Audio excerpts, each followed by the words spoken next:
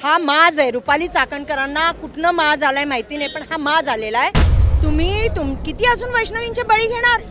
म्हणजे मयुरी बिचारी वाचली.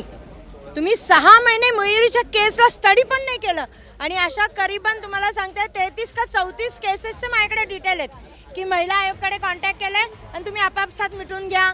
तुम्ही पोलिसांना सांगा. अगं मग बाई त्या खुर्चीवर बसून तू करते काय? म्हणजे नुसतं गाडीमध्ये पेट्रोल भरायचं, पोलीस बंदोबस्त घ्यायचं आणि फिरायचं, एवढंच काम आहे का महिला आयोगाचं?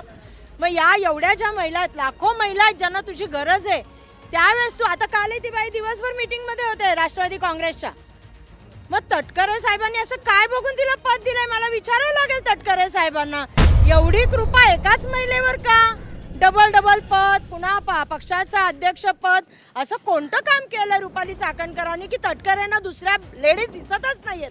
मी अजितदादांना विचारेन, तटकरेंना सांभाळा, तटकरेंना सांभाळा आणि एखादी चांगली महिला द्या ज्या लाखो आणि हजारो महिलांच्या मदतीसाठी त्या खुर्चीवर बसून न्याय. पुरावेच घेऊन आले ते. मला महामहिम राज्यपालांना ते दाखवायचं होतं की अजूनही बाई महिला आयोग आपल्या पक्षाच्या कार्यालयातून चालवत आहे आणि बरोबर नाहीये. संविधानापेक्षा बाई मोठी झाली का? संविधानापेक्षा मोठी पक्ष झाला का? संविधानाने तुम्हाला पद दिलेलं आहे, तर त्यामुळे तुम्ही हे केलंच पाहिजे. आणि आज आमची आम्ही टेररिस्ट आहोत का? एवढे घाबरले का महामहिम? आणि किती 4-5 महिला फक्त एकच आली पाहिजे, फक्त 2च आले पाहिजे, फक्त 3च आले पाहिजे, म्हणजे कठीण आहे. पहिले मी महामहिम असे पाहिले. आर्मी केलं, सगळं स्वतःच्या हातात ठेवलंय.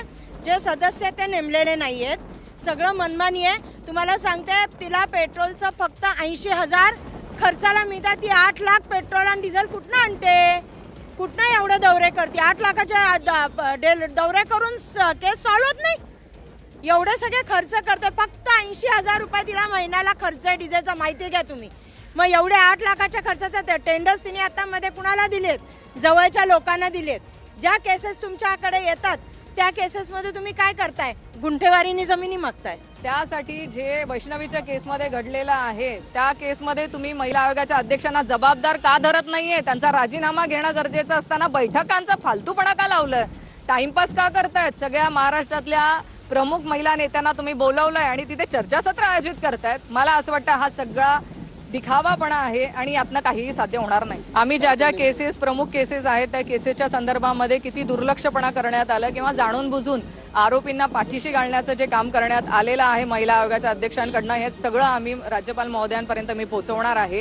आणि मला त्यांच्याकडनं अपेक्षा आहे की ते निपक्षपाती आणि महिलांच्या प्रती, ज्या महिलांच्या मतांवरती हे आजचं सरकार उभं आहे, या महिलांची ताकद ओळखून यांनी आमच्या महिलांच्या पाठीशी उभं राहावं, जेणेकरून आमच्या माता भगिनींच्या वरती ज्या आज हुंडाबळीच्या केसेस आहेत, महिला अत्याचाराच्या केसेस आहेत, त्यांच्यावरती बलात्काराच्या केसेसमध्ये जी महाराष्ट्रामध्ये वाढ झालेली आहे, यासाठी न्याय मागण्यासाठी जे प्रमुख आम्हाला महिला आयोग म्हणून आमच्या आदरणीय पवार साहेबांनी जी स्थापना केलेली आहे, त्या महिला आयोगातनं न्याय मिळण्यासाठी तिथे हा अध्यक्ष बदलून द्यावा ही आमची मागणी आहे. विधान भवनात आज महिला आयोगाच्या कार्यपद्धती आणि मार्गदर्शन तत्वे आणि अडचणीच्या आढाव्यासाठी बोलवण्यात आलेल्या विशेष बैठकीच्या पार्श्वभूमीवर राष्ट्रवादी काँग्रेस शरद पवार गटाच्या महिला प्रदेश अध्यक्षा रोहिणी खडसे यांनी महिला आयोगाच्या अध्यक्षा रुपाली चाकणकर यांच्यावर जोरदार टीका केलेली आहे.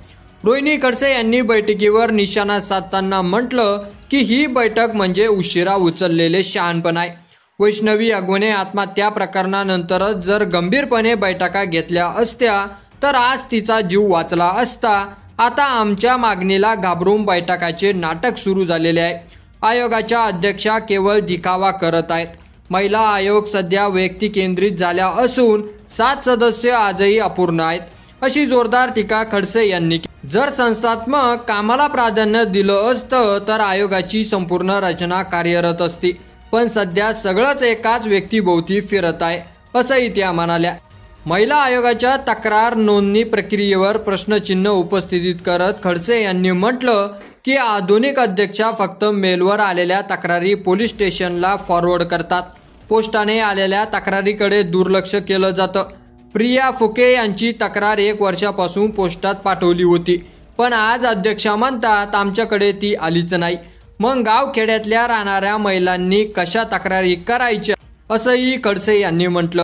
खडसे यांनी चाकणकर यांच्या जबाबदारीवरही टीका करत सांगितलं की 6 महिने आयोगाच्या बैठका होतच नाहीत. पक्षाचं काम आणि आयोगाची जबाबदारी हे दोन्ही एकाच वेळी शक्य नाही. जर आयोगाचं काम नीट पार पाडता येत नसेल तर त्यांनी तात्काळ राजीनामा द्यावा असंही त्यांनी म्हटलेलं आहे. तर रोहिणी खडसे यांच्या प्रतिक्रियेवर तुमचं मत आपल्या कमेंट बॉक्समध्ये लिहायला अजिबात विसरू नका. आणि असेच नवीन व्हिडिओ पाहत राहण्यासाठी आपल्या मराठी एल्गार या यूट्यूब चॅनलला सबस्क्राईब करा. धन्यवाद.